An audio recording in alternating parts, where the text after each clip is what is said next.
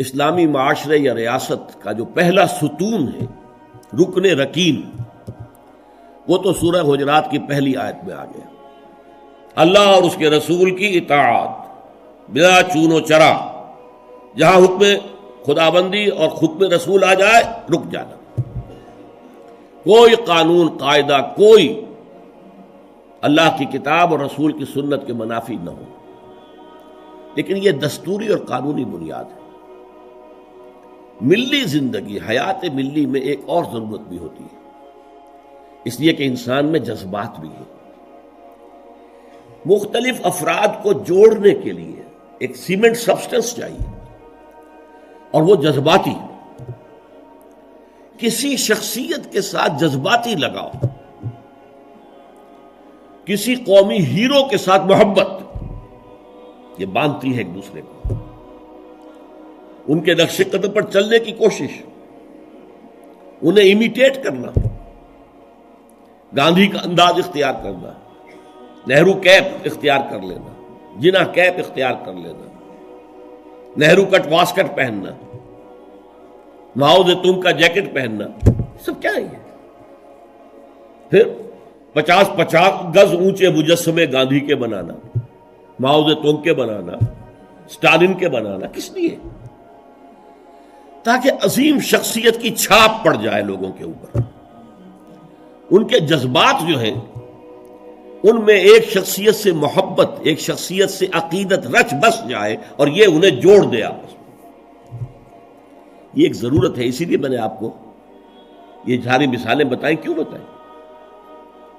یہاں تک کہ اگر کوئی ہیرو نہ ہو تو ہیرو بنانا پڑتا ہے، تاکہ اس ہیرو کی ہیرو ورشپ کا لفظ تو بہرحال ہمارے لیے درست نہیں ہے، لیکن اس ہیرو سے محبت، اس کے اتباع کا جذبہ، اس کا احترام، اس کا ادب، یہ در حقیقت انسانی ثقافت اور تہذیب کی بنیاد بنتی ہے۔ اسلامی معاشرے میں وہ شخصیت جو ہے کوئی مصنوعی بنانے کی ضرورت نہیں ہے، وہ دل آویز شخصیت ہے محمد الرسول اللہ صلی اللہ علیہ وسلم۔ ان کی محبت، اللہ کی محبت کے بعد رسول کی محبت، اور پھر ساری محبتیں ان کے تابع۔ حضور نے فرمایا لا یؤمن احدکم حتی اکون احب الیہ من والدہ وولدہ والناس اجمعین، تم میں سے کوئی شخص مومن نہیں ہو سکتا جب تک کہ میں اسے اس کے والدین سے، اس کے بیٹوں سے اور تمام انسانوں سے بڑھ کر محبوب نہ ہو جاؤں۔ اور قرآن مجید میں آپ کو معلوم ہے آیت نمبر 24 سورہ توبہ کی، وہاں تو بہت زبردست دھمکی آئی ہے۔ قُلْ إِنْ كَانَ آبَاؤُكُمْ وَأَبْنَاؤُكُمْ وَإِخْوَانُكُمْ وَأَزْوَاجُكُمْ وَعَشِيرَتُكُمْ وَأَمْوَالٌ اقْتَرَفْتُمُوهَا وَتِجَارَةٌ تَخْشَوْنَ كَسَادَهَا وَمَسَاكِنُ تَرْضَوْنَهَا أَحَبَّ إِلَيْكُم مِّنَ اللَّهِ وَرَسُولِهِ وَجِهَادٍ فِي سَبِيلِهِ فَتَرَبَّصُوا حَتَّىٰ يَأْتِيَ اللَّهُ بِأَمْرِهِ وَاللَّهُ لَا يَهْدِي الْقَوْمَ الْفَاسِقِينَ۔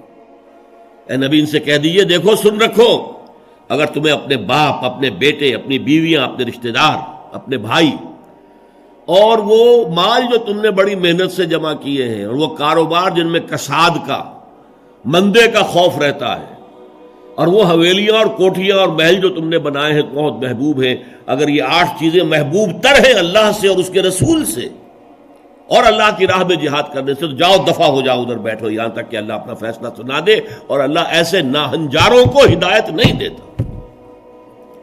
تو یہ ہے در حقیقت دوسری شخصیت مسلمانوں کو جذباتی طور پر ایک دوسرے قریب لانے کی۔ جب میرا بھی ایک جذباتی تعلق حضور کے ساتھ ہوگا، آپ کا بھی ہوگا، تو ہمارا یہ حضور کے ساتھ تعلق ہمیں بھی قریب لائے گا ایک دوسرے سے، ان کی محبت کے رشتے میں ہم بندھ جائیں گے آپس میں۔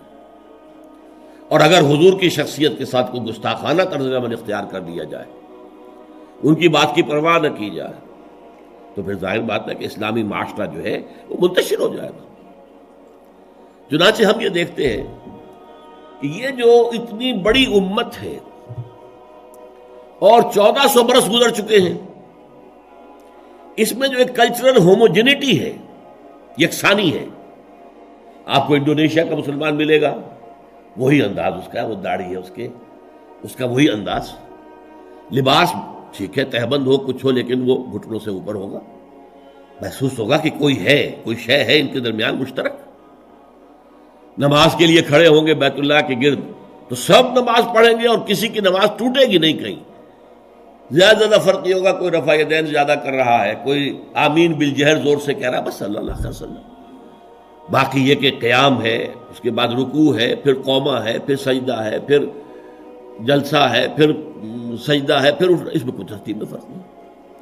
یہ وہ چیز ہے جس نے اس امت کے اندر cultural homogeneity and cultural continuity پیدا کی ہے، نسل بعد نسل، نسل بعد نسل۔ ہم کسی اور ہیرو کو وہ مقام دینے کو تیار نہیں۔ اقبال نے بہت خوبصورت شعر کہا ہے، یہ زائرین حریم مغرب ہزار رہبر بنے ہمارے، ہمیں بھلا ان سے واسطہ کیا جو تجھ سے نہ آشنا رہے۔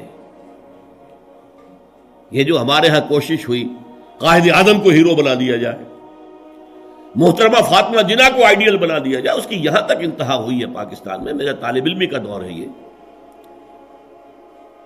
کہ ایک صاحب نے لکھا تھا، آج کی عورت کے لیے فاطمہ بنت محمد نمونہ نہیں ہے، نمونہ فاطمہ جناح ہے۔ انا للہ و انا الیہ راجعون۔ یہ نسبت خاک رابہ عالم پاک، ان کا اپنا مقام ہے، انہوں نے قائد اعظم کی جیسے خدمت کی ہے، ساتھ دیا ہے ساری عمر، ہم ان کی قدر کریں گے، لیکن ہمارے لیے قابل اقتداء، قابل اتباع وہ فاطمہ بنت محمد ہے، عائشہ زوجہ رسول اللہ ہے صلی اللہ علیہ وسلم، ہم ان کا اتباع کریں گے۔ ہیرو ہمارے وہ ہیں۔ یہ زائرین حریم مغرب، جو مغرب کی تہذیب میں رنگے ہوئے لوگ ہیں، ہزار رہبر بنے ہمارے، ہمیں بھلا ان سے واسطہ کیا جو تجھ سے نہ آشنا رہے۔ ہمارے لیے تو در حقیقت ایک معیار ہوگا، محمد سے جو جتنا نزدیک، ہمارے دلوں میں اتنی ہی اس کی قدر و قیمت ہوگی، محبت ہوگی۔ جو جس درجے میں متبع رسول ہے، اسی درجے میں ہمارے دلوں میں اس کے لیے احترام ہوگا، ادب ہوگا، محبت ہوگا۔ اب اس میں جو رکھنے پڑ رہے تھے، اصل میں اس کے تاریخی پس منظر کو سمجھ لیجئے۔ یہ جو سورہ حجرات ہے، یہ مصحف میں سورہ فتح کے فوراً بعد ہے۔ سورہ فتح سے در حقیقت عرب میں اسلام کی فتوحات کا دائرہ شروع ہو گیا تھا۔ سورہ حدیبیہ کو بھی اللہ تعالیٰ نے فرمایا یہ بہت بڑی فتح ہے جو ہم نے تمہیں دی ہے، انا فتحنا لک فتحا مبینا۔ اگلے سال خیبر فتح ہو گیا، جو سب سے بڑا گڑھ بن گیا تھا یہودیوں کا حجاز کے شمالی سرے پر۔ اگلے سال مکہ فتح ہو گیا، تو فتوحات کا دور شروع ہو چکا تھا۔ جب فتوحات کا دور شروع ہو گیا تو ظاہر بات ہے اب بہت سے لوگ یدخلون فی دین اللہ افواجا، چڑھتے سورج کو تو سبھی پجاری ہوتے۔ اب اسلام کا وہ دور جو تھا غریبی کا، اور اسلام جو ہے وہ کمزور تھا، ضعیف تھا، وہ دور ختم ہوا۔ تو وہ چڑھتے سورج کے پجاریوں کی بڑی تعداد اسلام میں داخل ہو گئی۔ لیکن ایک تو یہ ان کی دو تین چیزیں بڑی نمایاں تھیں۔ ایک تو وہ آ کر حضور پر احسان دھرتے تھے، دیکھیے ہم بغیر لڑے بھڑے اسلام لے آئے ہیں، ہم تو ایمان لے آئے ہیں۔ نمبر دو اکھڑ تھے، جو مزاج عرب کا ہے، اکھڑ، ادب اور احترام یہ ان کی لغتی میں نہیں تھی، بہت اکھڑ مزاج۔ قومن لدہ، قرآن مجید نے کہا جھگڑالو قوم، بڑی اکھڑ قوم۔ لہذا وہ حضور کے اس مقام کو نہیں پہچان پا رہے تھے۔ بس مان لیا آپ اللہ کے رسول ہیں، ہم نے مان لیا جی، بس اور کیا۔ لہذا ان سے بعض ایسی حرکتیں سرزد ہو رہی تھی کہ جو احترام رسول کے منافی تھی، اور احترام رسول کے منافی حرکتیں ہوں گی تو ملت اور امت کے پارا پارا ہونے کا اندیشہ ہے۔ سیمنٹ سبسٹنس جو ہے، جو جوڑ رہا ہے انہیں، وہ ایک تو قانون ہے، اللہ اور اس کے رسول کے احکام، یہ قانونی اور دستوری بنیاد ہو گئی، اور ایک ہے اللہ کے رسول سے محبت۔ ویسے تو محبت سب سے زیادہ اللہ سے ہونی چاہیے، لیکن ظاہر بات ہے کہ اللہ تو وراء الورا ثم وراء الورا ثم وراء الورا، اس کا تو کوئی تصور ہم کرتے ہی نہیں، کر سکتے ہی نہیں، کریں گے تو وہ شرک ہو جائے گا، کفر ہو جائے گا۔ جو بھی ذہن میں نقشہ جمائیں گے وہ اللہ تو نہیں ہے، کوئی اور شے ہے جو آپ نے بنا لی۔ می تراشت فکر ماں ہر دم خدا بندے دیگر، نیا سا نیا خدا بنا رہے ہیں۔ لیکن ایک محسوس پے کرے محسوس حضور کی شخصیت، دل آویز شخصیت، حضور میں رحمت، حضور کی شفقت، یہ تو لوگوں کے سامنے تھی نا. حضور کا اعلیٰ کردار، حضور کی پاک سیرت، یہ تو حضور کے سامنے تھی نا.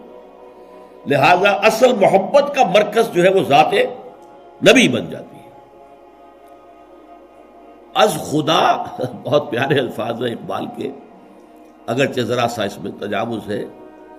از خدا محبوب تر گردد نبی، نبی اللہ سے زیادہ محبوب ہو جاتا ہے.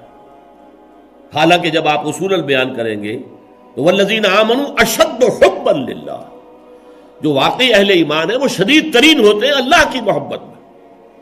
اور جو سورہ توبہ کی آیت میں نے آپ کو سنائی، اس میں بھی پہلے محبت خداوندی کا ذکر ہے، پھر محبت رسول کا. کہ اگر یہ 8 چیزیں احب الیکم من اللہ ورسولہ وجہاد فی سبیلہ فتربصوا حتی یاتی اللہ بامرہ واللہ لا یہدی القوم الفاسقین. لیکن اللہ تک پہنچانے والا تو محمد ہے نا ہمیں صلی اللہ علیہ وسلم. اللہ کے پیغامات دینے والا ہمیں، وہ تو اللہ کا رسول ہے نا، محمد ہے صلی اللہ علیہ وسلم. پھر ہم جو خوگرے پے کرے محسوس تھی انسان کی نظر، وہ خوگرے پے کرے محسوس محمد تو ہمیں نظر آتے ہیں. اللہ کے بارے میں تو ہم کوئی تصور نہیں کر سکتے. محمد کا کیا کردار تھا صلی اللہ علیہ وسلم اپنی بیٹیوں کے ساتھ، کیسا سلوک تھا اپنی بیویوں کے ساتھ.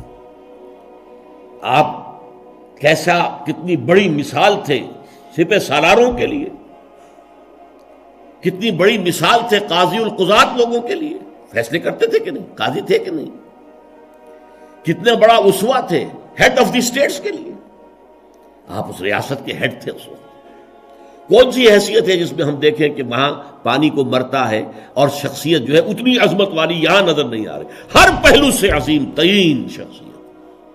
تو اس کی محبت اور اس کا اتباع کا جذبہ، اس کے لیے بھی نوٹ کر لیجئے، اللہ تعالیٰ پر بھی پہلے ہمارے لیے لازم ہے اس کی اطاعت اور دوسرے محبت. اللہ کی اطاعت اور محبت جمع کریں تو لفظ بنے گا عبادت. اللہ کی عبادت کرو. رسول کے لیے بھی اطاعت بھی اور محبت بھی، لیکن رسول کے لیے اطاعت اور محبت کو جمع کریں گے اتباع بنے گا، پیروی کرو. یعنی ایک تو ہے حضور نے حکم دیا، اس پر تو عمل کرنا ہی کرنا ہے، ورنہ تو ہم مسلمان ہی نہیں ہیں. ایک یہ ہے کہ ہم نے خود دیکھا حضور کیا کرتے ہیں، حضور چلتے کیسے ہیں، میں بھی ویسے ہی چلوں. حضور نے اپنے بٹن بند نہیں کیے تھے، میں بھی ساری عمر نہیں کروں گا. حضور فلاں سفر میں اس درخت کے نیچے سے ہو کر گزرے تھے، میں بھی ادھر سے ہو کے گزروں گا. اب یہ حضور کا حکم تو نہیں ہے نا، لیکن ایک جذبہ ہے، نقش قدم کی پیروی، اس کا نام اتباع ہے. تو جب اطاعت کے ساتھ محبت رسول کی شامل ہو جائے گی تو اس کا نام اتباع ہوگا. اللہ کا اتباع ہم نہیں کر سکتے، اللہ خالق ہے، مالک ہے، مدبر کائنات ہے، اس کی پیروی کیسے کریں گے؟ ہاں رسول کا اتباع جو ہے، قل ان کنتم تحبون اللہ فاتبعونی یحببکم اللہ، اے نبی سے کہہ دیجئے اگر تم اللہ سے محبت کرتے تو میرا اتباع کرو، اللہ تم سے محبت کرے گا. تو اللہ کے لیے اطاعت جمع محبت مساوی ہے عبادت کے، اور رسول کے لیے اطاعت جمع محبت مساوی ہے اتباع کے.